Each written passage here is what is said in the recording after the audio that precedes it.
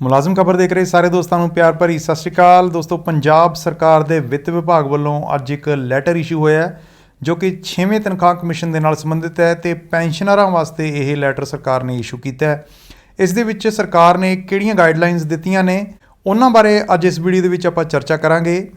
Video 'ਚ ਅੱਗੇ ਵਧਣ ਤੋਂ ਪਹਿਲਾਂ ਇੱਕ ਰਿਕੁਐਸਟ ਹੈ ਕਿ ਜਿਨ੍ਹਾਂ ਦੋਸਤਾਂ ਨੇ ਚੈਨਲ ਸਬਸਕ੍ਰਾਈਬ ਨਹੀਂ ਕੀਤਾ ਉਹ ਪਲੀਜ਼ ਚੈਨਲ ਨੂੰ ਜ਼ਰੂਰ ਸਬਸਕ੍ਰਾਈਬ ਕਰ ਲਓ ਤੇ ਬੈਲ ਨੋਟੀਫਿਕੇਸ਼ਨ ਤੇ ਆਲ ਨੋਟੀਫਿਕੇਸ਼ਨ ਨੂੰ ਜ਼ਰੂਰ ਕਲਿੱਕ ਕਰ ਲਓ ਤਾਂ ਕਿ ਹਰੇਕ ਵੀਡੀਓ ਹਰੇਕ ਜਾਣਕਾਰੀ ਤੁਹਾਡੇ ਤੱਕ ਸਮੇਂ ਸਿਰ ਪਹੁੰਚਦੀ ਰਹੇ। ਦੋਸਤੋ, ਗੱਲ ਕਰਦੇ ਹਾਂ ਅੱਜ ਦੇ ਇਸ ਲੈਟਰ ਦੀ ਜਿਹੜਾ ਕਿ ਡਿਪਾਰਟਮੈਂਟ ਆਫ ਫਿਨਾਂਸ ਵੱਲੋਂ ਇਸ਼ੂ ਕੀਤਾ ਗਿਆ ਪੰਜਾਬ ਸਰਕਾਰ ਦੇ। ਇਸ ਲੈਟਰ ਦਾ ਦੋਸਤੋ ਵਿਸ਼ਾ ਜਿਹੜਾ ਉਹ ਇੰਪਲੀਮੈਂਟੇਸ਼ਨਸ ਦੇ ਬਾਰੇ 'ਚ ਹੈ 6ਵੇਂ ਤਨਖਾਹ ਕਮਿਸ਼ਨ ਦੀਆਂ ਪੈਨਸ਼ਨਰਸ ਤੇ ਫੈਮਿਲੀ ਪੈਨਸ਼ਨਰਸ ਦੇ ਉੱਪਰ ਜਿਹੜੇ ਕਿ ਐਕਸਟੈਂਸ਼ਨ 'ਤੇ ਚੱਲ ਰਹੇ ਸੀ 1 ਜਨਵਰੀ 2016 ਨੂੰ। ਉਹਨਾਂ ਪੈਨਸ਼ਨਰਸ ਤੇ ਫੈਮਿਲੀ ਪੈਨਸ਼ਨਰਸ ਦੇ ਬਾਰੇ ਇਹ ਇੰਸਟਰਕਸ਼ਨਸ ਪੰਜਾਬ ਸਰਕਾਰ ਵੱਲੋਂ ਜਿਹੜੀਆਂ ਇਸ਼ੂ ਕੀਤੀਆਂ ਗਈਆਂ ਨੇ। ਇਸ ਦੇ ਵਿੱਚ ਦੋਸਤੋ ਦੱਸਿਆ ਗਿਆ ਹੈ ਕਿ ਡਿਪਾਰਟਮੈਂਟ ਆਫ ਫਿਨਾਂਸ ਦੇ 29 ਅਕਤੂਬਰ 2021 ਦੇ ਲੈਟਰ ਦੇ ਵਿੱਚ ਇਹ ਇੰਸਟਰਕਸ਼ਨਸ ਦਿੱਤੀਆਂ ਗਈਆਂ ਸੀ ਕਿ ਪੈਨਸ਼ਨ ਤੇ ਫੈਮਿਲੀ ਪੈਨਸ਼ਨ ਹੈ ਜਿਹੜੀ ਉਹ ਰਿਵਾਈਜ਼ ਕੀਤੀ ਜਾਊਗੀ, ਜਿਨ੍ਹਾਂ ਕਿ ਪੈਨਸ਼ਨਰਾਂ ਦੀ ਰਿਟਾਇਰਮੈਂਟ ਹੈ ਜਿਹੜੀ ਉਹ 1 ਜਨਵਰੀ 2016 ਤੋਂ ਪਹਿਲਾਂ ਹੋਈ ਹੈ। ਤੇ ਅੱਗੇ ਦੋਸਤੋ ਕਿਹਾ ਗਿਆ ਹੈ ਕਿ ਗਵਰਨਮੈਂਟ ਦੇ ਨੋਟਿਸ ਦੇ ਵਿੱਚ ਇਹ ਗੱਲ ਆਈ ਹੈ ਕਿ ਜਿਹੜੀਆਂ ਪੈਨਸ਼ਨ ਡਿਸਬਰਸਿੰਗ ਅਥਾਰਟੀਜ਼ ਨੇ, ਕਹਿਣ ਦਾ ਭਾਵ ਜਿਹੜੇ ਬੈਂਕਸ ਨੇ ਜਿਨ੍ਹਾਂ ਤੋਂ ਪੈਨਸ਼ਨਰਸ ਲੈ ਰਹੇ ਨੇ, ਉਹ ਸਿਰਫ ਉਹਨਾਂ ਪੈਨਸ਼ਨਰਾਂ ਨੂੰ ਪੈਨਸ਼ਨ ਰਿਵਾਈਜ਼ ਕਰਕੇ ਦੇ ਰਹੇ ਨੇ ਜਿਨ੍ਹਾਂ ਦੀ ਜਿਹੜੀ ਰਿਟਾਇਰਮੈਂਟ ਹੈ ਜਿਹੜੀ ਉਹ 1 ਜਨਵਰੀ 2016 ਤੋਂ ਪਹਿਲਾਂ ਹੋ ਗਈ ਸੀ ਤੇ ਉਹਨਾਂ ਦੀ ਪੈਨਸ਼ਨ ਹੈ ਜਿਹੜੀ ਉਹ ਸ਼ੁਰੂ ਹੋ ਚੁੱਕੀ ਸੀ। ਤੇ ਪੈਨਸ਼ਨ ਡਿਸਬਰਸਿੰਗ ਅਥਾਰਟੀਜ਼ ਨੇ ਜਿਹੜੀਆਂ ਉਹ ਉਹਨਾਂ ਪੈਨਸ਼ਨਰਾਂ ਦੀ ਪੈਨਸ਼ਨ ਰਿਵਾਈਜ਼ ਨਹੀਂ ਕਰ ਰਹੀਆਂ ਜਿਨ੍ਹਾਂ ਦੀ ਰਿਟਾਇਰਮੈਂਟ ਹੈ ਜਿਹੜੀ ਉਹ ਡੇਟ ਰਿਟਾਇਰਮੈਂਟ ਦੀ ਉਹ ਪਹਿਲਾਂ ਸੀ 1 ਜਨਵਰੀ 2016 ਤੋਂ, ਪਰ ਐਕਚੁਅਲੀ ਉਹ ਰਿਟਾਇਰ ਹੋਏ ਨੇ 1 ਜਨਵਰੀ 2016 ਤੋਂ ਬਾਅਦ ਕਿਉਂਕਿ ਉਹਨਾਂ ਨੇ ਐਕਸਟੈਂਸ਼ਨ ਆਪਟ ਕਰ ਲਈ ਸੀ 1 ਸਾਲ ਦੀ ਜਾਂ 2 ਸਾਲ ਦੀ ਸਰਵਿਸ ਦੇ ਵਿੱਚ। ਤਾਂ ਉਹਨਾਂ ਪੈਨਸ਼ਨਰਸ ਦੀਆਂ ਜਿਹੜੀਆਂ ਪੈਨਸ਼ਨਾਂ ਨੇ ਉਹ ਰਿਵਾਈਜ਼ ਨਹੀਂ ਕੀਤੀਆਂ ਜਾ ਰਹੀਆਂ ਬੈਂਕਸ ਵੱਲੋਂ ਜਿਨ੍ਹਾਂ ਨੂੰ ਐਕਸਟੈਂਸ਼ਨ ਮਿਲੀ ਸੀ 1 ਜਨਵਰੀ 2016 ਤੋਂ ਬਾਅਦ, ਪਰ ਉਹਨਾਂ ਦੀ ਰਿਟਾਇਰਮੈਂਟ ਡੇਟ ਸੀ ਜਿਹੜੀ ਐਕਚੁਅਲ ਐਕਸਟੈਂਸ਼ਨ ਦੀ ਸਰਵਿਸ ਨੂੰ ਐਕਸਕਲੂਡ ਕਰਕੇ ਉਹ 1 ਜਨਵਰੀ 2016 ਤੋਂ ਪਹਿਲਾਂ ਦੀ ਸੀ। ਦੋਸਤੋ, ਇਸ ਦੇ ਬਾਰੇ ਸਾਨੂੰ ਵੀ ਬਾਰ-ਬਾਰ ਸਵਾਲ ਕੀਤੇ ਜਾ ਰਹੇ ਨੇ ਤੇ ਪੈਨਸ਼ਨ ਡਿਸਬਰਸਿੰਗ ਅਥਾਰਟੀਜ਼ ਨੇ ਜਿਹੜੀਆਂ ਬੈਂਕਸ ਨੇ ਜਿਹੜੀਆਂ ਉਹਨਾਂ ਕੋਲ ਵੀ ਅਪਰੋਚ ਕੀਤੀ ਜਾ ਰਹੀ ਹੈ ਪੈਨਸ਼ਨਰਾਂ ਵੱਲੋਂ ਕਿ ਉਹਨਾਂ ਦੀਆਂ ਪੈਨਸ਼ਨਸ ਕਿਉਂ ਨਹੀਂ ਰਿਵਾਈਜ਼ ਕੀਤੀਆਂ ਗਈਆਂ। ਤਾਂ ਅੱਜ ਦਾ ਇਹ ਲੈਟਰ ਸਰਕਾਰ ਨੇ ਇਸ ਦੇ ਬਾਰੇ ਇਸ਼ੂ ਕੀਤਾ ਹੈ। ਦੋਸਤੋ, ਅੱਗੇ 'ਚ ਲਿਖਿਆ ਗਿਆ ਹੈ ਕਿ ਇੱਕ ਮੀਟਿੰਗ ਹੋਈ ਹੈ ਪੈਨਸ਼ਨ ਡਿਸਬਰਸਿੰਗ ਅਥਾਰਟੀਜ਼ ਦੇ ਨਾਲ, ਬੈਂਕਸ ਦੇ ਨਾਲ, ਤੇ ਉਹਦੇ ਵਿੱਚ ਇਹ ਡਿਸਕਸ ਹੋਇਆ ਹੈ ਕਿ ਪੈਨਸ਼ਨ ਡਿਸਬਰਸਿੰਗ ਅਥਾਰਟੀਜ਼ ਨੇ ਜਿਹੜੀਆਂ ਬੈਂਕਸ ਨੇ ਜਿਹੜੀਆਂ ਉਹਨਾਂ ਕੋਲੇ ਐਕਚੁਅਲ ਰਿਟਾਇਰਮੈਂਟ ਦੀ ਜਿਹੜੀ ਡੇਟ ਹੈ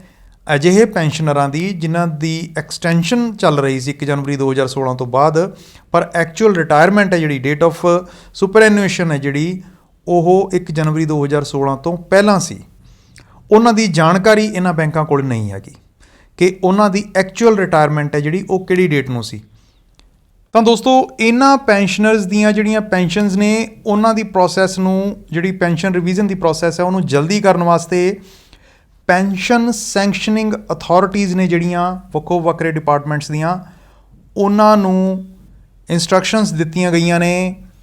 ਕਿ ਉਹ ਜਿਹੜੀ ਰਿਕੁਆਇਰਡ ਇਨਫੋਰਮੇਸ਼ਨ ਹੈ ਇਹਨਾਂ ਪੈਨਸ਼ਨਰਸ ਤੇ ਫੈਮਿਲੀ ਪੈਨਸ਼ਨਰਸ ਦੀ ਉਹ ਐਨਕਲੋਜ਼ਡ ਪਰਫਾਰਮਾ ਹੈ ਜਿਹੜਾ ਇਹਦਾ ਉਹਦੇ ਵਿੱਚ ਭਰ ਕੇ ਆਪਣੀਆਂ ਕੰਸਰਨਡ ਡਿਸਟ੍ਰਿਕਟ ਟ੍ਰੈਜਰੀਜ਼ ਨੂੰ ਭੇਜਣਗੀਆਂ। ਪੈਨਸ਼ਨ ਸੈਂਕਸ਼ਨਿੰਗ ਅਥਾਰਟੀਜ਼ ਟ੍ਰੈਜਰੀ ਆਫਿਸ ਨੂੰ ਭੇਜਣਗੀਆਂ ਰਿਕੁਆਇਰਡ ਇਨਫੋਰਮੇਸ਼ਨ ਇਹਨਾਂ ਪੈਨਸ਼ਨਰਸ ਦੀ ਜਿਹੜੀ ਵੀ ਹੈ। ਤੇ ਅੱਗੇ ਦੋਸਤੋ ਕਿਹਾ ਗਿਆ ਹੈ ਕਿ ਜਦੋਂ ਇਹ ਰਿਕੁਆਇਰਡ ਇਨਫੋਰਮੇਸ਼ਨ ਹੈ ਜਿਹੜੀ ਸਾਰੀ ਟ੍ਰੈਜਰੀ ਆਫਿਸ ਤੋਂ ਪੈਨਸ਼ਨ ਡਿਸਬਰਸਿੰਗ ਅਥਾਰਟੀਜ਼ ਨੂੰ, ਬੈਂਕਸ ਨੂੰ ਮਿਲ ਜੂਗੀ, ਉਸ ਤੋਂ ਬਾਅਦ ਇਹ ਪੈਨਸ਼ਨ ਹੈ ਜਿਹੜੀ ਤੇ ਫੈਮਿਲੀ ਪੈਨਸ਼ਨ ਹੈ ਇਹਨਾਂ ਦੀ ਰਿਵਾਈਜ਼ ਕੀਤੀ ਜਾਊਗੀ 29/10/2021 ਦੇ ਲੈਟਰ ਦੇ ਅਨੁਸਾਰ।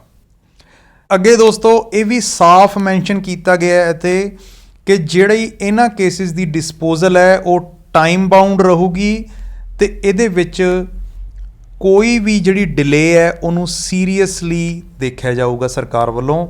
ਤੇ ਹਰੇਕ ਲੈਵਲ 'ਤੇ ਜਿਹੜੀ ਇਹਦੀ ਡਿਸਪੋਜ਼ਲ ਇਹਨਾਂ ਕੇਸਿਸ ਦੀ ਉਹ ਟਾਈਮ ਬਾਉਂਡ ਕੀਤੀ ਗਈ ਹੈ ਸਰਕਾਰ ਵੱਲੋਂ। ਸਾਫ਼ ਇੰਸਟਰਕਸ਼ਨਸ ਦਿੱਤੀਆਂ ਗਈਆਂ ਨੇ ਕਿ ਜਲਦੀ ਤੋਂ ਜਲਦੀ ਇਹਨਾਂ ਕੇਸਿਸ ਦਾ ਨਿਪਟਾਰਾ ਕੀਤਾ ਜਾਵੇ ਤੇ ਪੈਨਸ਼ਨ ਹੈ ਜਿਹੜੀ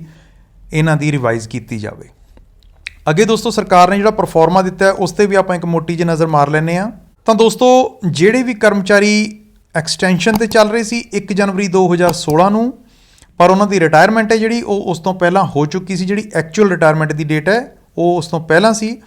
ਉਹਨਾਂ ਵਾਸਤੇ ਇਹ ਪਰਫਾਰਮਾ ਸਰਕਾਰ ਨੇ ਫਿਕਸ ਕੀਤਾ ਹੈ ਕਿ ਜਿਹੜੀਆਂ ਪੈਨਸ਼ਨ ਸੈਂਕਸ਼ਨਿੰਗ ਅਥਾਰਟੀਜ਼ ਨੇ ਉਹ ਇਹ ਪਰਫਾਰਮਾ ਭਰ ਕੇ